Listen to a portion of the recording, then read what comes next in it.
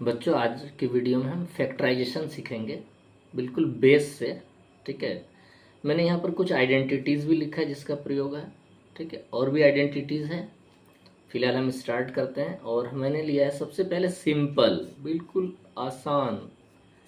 फिर next step में होगा हमारा आइडेंटिटी बेस्ड, और फिर स्प्लिटिंग मिडिल टर्म। तो सबसे पहले सिंपल फैक्टराइजेशन पे चलते हैं। तो एक एग्जांपल लेते हैं। सबसे पहले हम इसमें फैक्टराइजेशन का एक सवाल के साथ सीखेंगे। मेरे पास है 4x plus 6।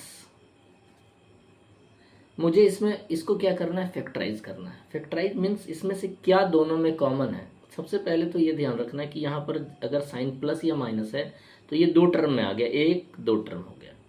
Means plus minus इसको टर्म डिसाइड करता है। अब जैसी फैक्टराइजेशन करना है हमें इसमें, तो क्या करेंगे, इसमें और इसमें कौन सा कॉमन टर्म है उसको बाहर कर लेंगे।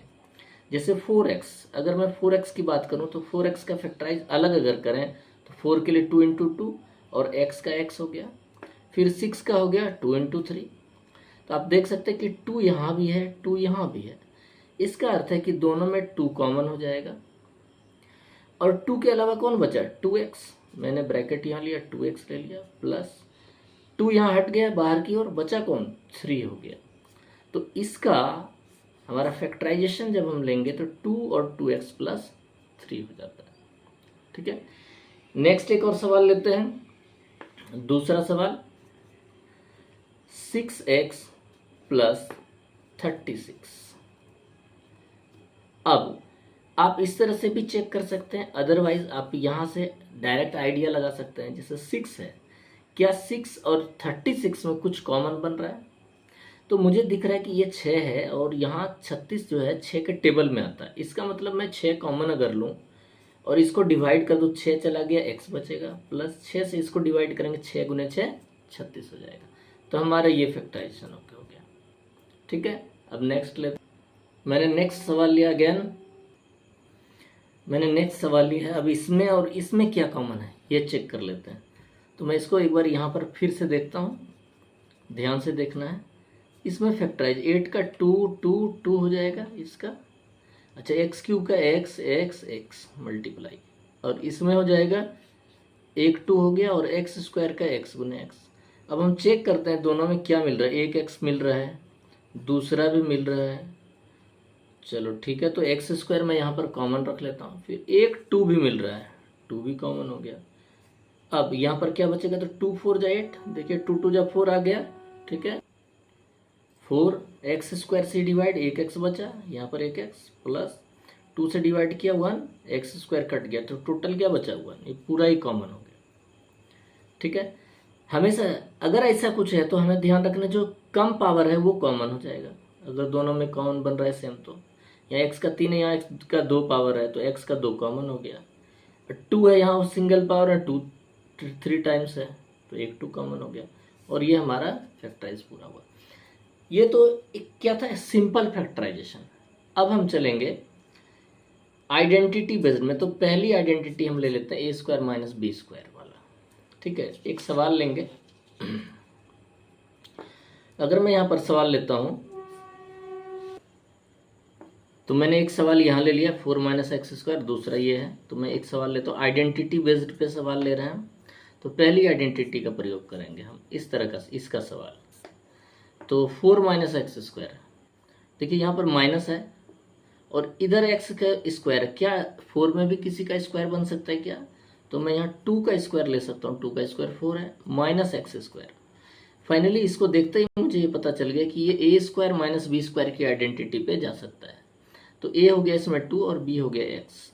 तो ए स्क्वायर माइनस बी स्क्वायर क्या लिखना है, एक बार माइनस में एक बार प्लस में, तो 2 माइनस एक्स और 2 प्लस एक्स। मेरा फैक्टराइज पूरा हो गया। अब एक सवाल और मैंने यहाँ पर लिया है, 16 है माइनस एक्स की 4, यहाँ माइनस दिख रहा है और इसमें पावर 2 बन रही है और इसमें भी पावर 2 में बन रहा है। तो हम एक काम करेंगे, इसको कैसे करेंगे, तो 4 का स्क्वायर हुआ माइनस एक्स का स्क्वायर ले लेंगे। अब ये भी स्क्वायर पे आ गया, ये भी स्क्वायर पे। अब यहाँ पर हम अप्लाई करेंगे, ये ए हो गया माइनस बी, फिर ए प्लस बी। यहाँ पर ए मेरा 4 है लेकिन बी एक्स स्क्वायर है, चूंकि इसके ऊपर स्क्वायर बन रहा है।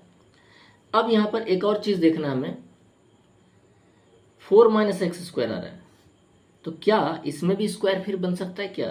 क्योंकि चूंकि यहाँ माइनस है, यहाँ स्क्वायर है, तो इसे 2 का स्क्वायर ले सकते हैं, माइनस एक्स स्क्वायर, ठीक है। और इधर हो गया मेरा 4 प्लस एक्स स्क्वायर, चूँकि यहाँ प्लस आ गया, अब ये स्क्वायर के फॉर्म में, इस फॉर्म आइडेंटिटी पे नहीं जाएगा, तो इसको यहाँ पर ब्रेक कर देते हैं। अब ये ए स्क्वायर माइनस बी स्क्वायर, ये एक बार फिर हो जाएगा 2 माइनस एक्स, फिर 2 प्लस एक्स, और ये हो गया 4 प्लस एक्स स्क्वायर, ठीक है। एक सवाल यहाँ कर दिया मैंने, एक ये कर दिया, एक और अब एक सवाल और मैंने यहाँ लिया है, 1 माइनस 1 बाई एक्स की 4। अब चूंकि यहाँ 1 है, 1 के ऊपर तो स्क्वायर हम डाल सकते, कोई भी पावर ले लेंगे, कोई प्रॉब्लम नहीं है। और 1 बाई एक्स 4 है, तो एक्स स्क्वायर और इसका होल स्क्वायर हम ले सकते हैं। तो अब यहाँ पर ए स्क्वायर माइनस बी स्क्वायर, ए में 1 हो गया, बी में 1 बाई एक्स स्क्वायर हो गया, तो इसका फैक्टराइज हो गया 1 माइनस 1 बाई एक्स स्क्वायर, फिर 1 माइनस 1 बाई एक्स स्क्वायर, यहाँ पर प्लस हो गया, एक बार माइनस में एक बार प्लस में, ठीक है।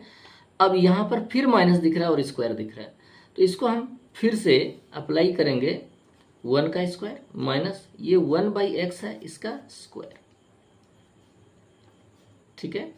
और ये जो टर्म था ये प्लस में आ गया, इसको एज इट इज छोड़ देना है। अब ए स्क्वायर माइनस बी स्क्वायर पे इसको लेकर जाएंगे, तो अब ये मेरा कैलकुलेशन होगा 1 minus 1 by x a minus b, फिर 1 plus 1 by x a plus b, और ये जो था ये एज इट इज रह गया, ठीक है। तो बच्चों हमने आज सिंपल फैक्टराइजेशन सीखा और आइडेंटिटी में एक स्टेप सीख लिया। इसमें अभी 2 यहाँ पर लिखा है मैंने, और एक और है जो कि हमें सीखना है। इसके बाद हम चलेंगे स्प्लिटिंग मिडिल टर्म पे, ठीक है। मिलते हैं नेक्स्ट वीडियो में, बेस्ट ऑफ लक।